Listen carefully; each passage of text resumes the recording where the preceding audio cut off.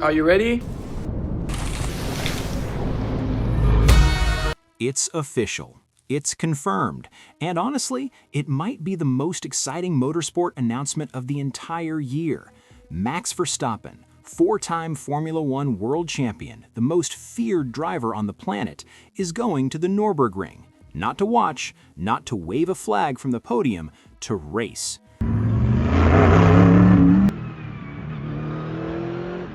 The 24 hours of the Nürburgring, one of the most brutal, unpredictable, and legendary endurance races in the history of motorsport, has just added the most dangerous name it has ever seen on an entry list, and the paddock will never be the same. For months, the rumors were circling, the speculation was building, fans were daring to dream but refusing to fully believe it, and now it's real. Verstappen will compete at the Green Hell in May, under the banner of Mercedes-AMG Team Verstappen Racing, running with Windward Racing in a Mercedes-AMG GT3. His teammates, Danny, Jules, and Lucas, alongside him for one of motorsport's greatest challenges. May 14th to 17th. Mark it, save it, tell everyone you know. But here's what makes this even better. You don't have to wait until May to see it, because Verstappen will hit the Nordschleife even earlier, on March 21st, competing in the NLS2 race, slotted perfectly between the Chinese and Japanese Grand Prix. He is not easing into this. He is preparing like a man on a mission, and there could be even more, with 2 additional NLS races scheduled in April, and with Middle East Grand Prix weekends potentially facing cancellation. Verstappen could be lapping the Green Hell multiple times before the 24-hour race even begins. Then there's the Orange Army, the thousands of Dutch fans who turn every Formula One race into a sea of orange, the people who consider Verstappen not just a champion, but a national hero. They are being taken care of too. Event organizers are already planning exclusive ticket packages for Orange fans, with special details to be announced very soon. The Green Hell is about to turn completely, utterly orange. And Verstappen himself, he said it best. The Nürburgring is a special place. There is no other racetrack like it. The 24-hour Nürburgring has been on my wish list for a long time, so I'm very excited that we can now make it happen. A wish list. The man who has won everything Formula One has to offer, 4 world titles, race victories, pole positions, fastest laps, still had a wish list. And the Nürburgring was on it. That tells you everything about what this race means to him. With Danny, Jules, and Lucas, we have a strong lineup and are receiving great support from Red Bull and Mercedes-AMG Motorsport. Now it's a matter of making the right preparations before the events so that we can get the most out of ourselves in the races. Focused, determined, ready. This is not a publicity stunt. This is not a fun weekend away from Formula One. This is Max Verstappen treating the Nürburgring with the same respect and seriousness he treats every single championship race. And that should excite every single motorsport fan on the planet. But here's the thing. This announcement dropped just days after the Australian Grand Prix. And do you know what everyone on social media was talking about after Melbourne?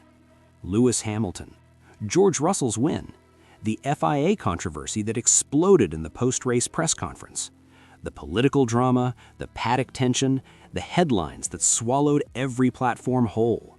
Twitter, YouTube, Instagram, TikTok, wall-to-wall, non-stop. And somewhere buried underneath all of that noise was a performance that deserved its own documentary. Because while the world was debating Russell's trophy and Hamilton's Ferrari journey and FIA regulations nobody fully understands, Max Verstappen had just done something that should have stopped the entire internet cold. He started last. Last on one of the most difficult circuits in Formula One to overtake on, with a car his own team admitted was not in its optimal performance window, with his teammate already retired from technical failures, with 0 margin for error and 0 reason for optimism. And he finished 6th. But nobody talked about it. No viral moment, no trending hashtag, no wave of respect flooding through the comment sections. Just silence. While the drama consumed everything, One of the most controlled, intelligent, and ruthless comeback drives of the entire season was quietly filed away under "also finished." And that, genuinely, is the injustice of this story. Because what Verstappen did in Australia wasn't luck. It wasn't a safety car gift. It wasn't chaos reshuffling the order in his favor. It was him, pure and simple. Let's give this performance the respect it deserves. Verstappen crashed in Q1.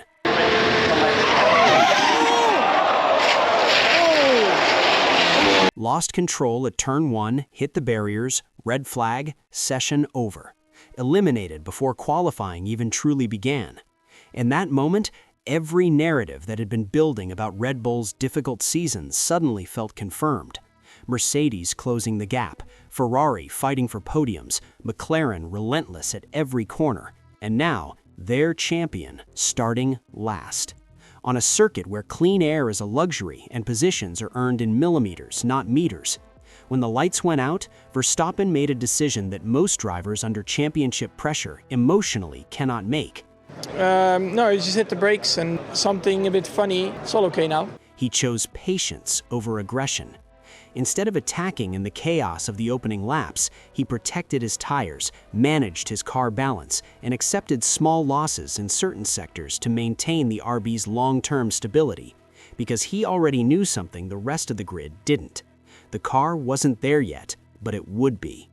As fuel burned off, as the car became lighter, Red Bull's engineers adjusted engine maps and energy deployment in real time. Lap by lap, the RB found its window.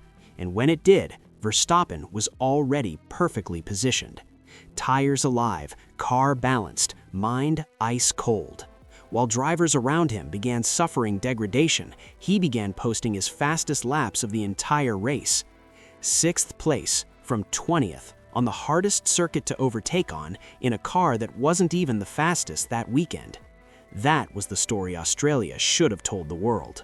So what happens next? Scenario 1, Red Bull finds its performance window before the European season. The car stabilizes, and the driver who just scored points from last on a bad weekend suddenly has a dominant machine under him again. Every other team's nightmare becomes reality. Scenario 2, the Nürburgring sharpens something in Verstappen that Formula One cannot teach. 24 hours of endurance racing, patience on a completely different level, and he carries that back to the championship, hungrier, sharper, more dangerous than before. Scenario 3, the media keeps sleeping on him. The social feeds keep chasing drama elsewhere, and Verstappen keeps quietly, relentlessly banking points. Until one race, mid-season, everyone looks up and realizes the championship was never actually lost. Australia didn't give Verstappen a victory. It didn't give him a podium, but it gave him something far more powerful: proof.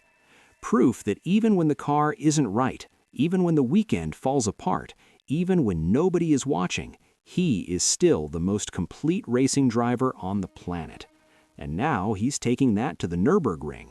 The green hell has never seen anything quite like what's coming. Tell me in the comments, is the media sleeping on Max Verstappen? And who else is genuinely counting down the days to May?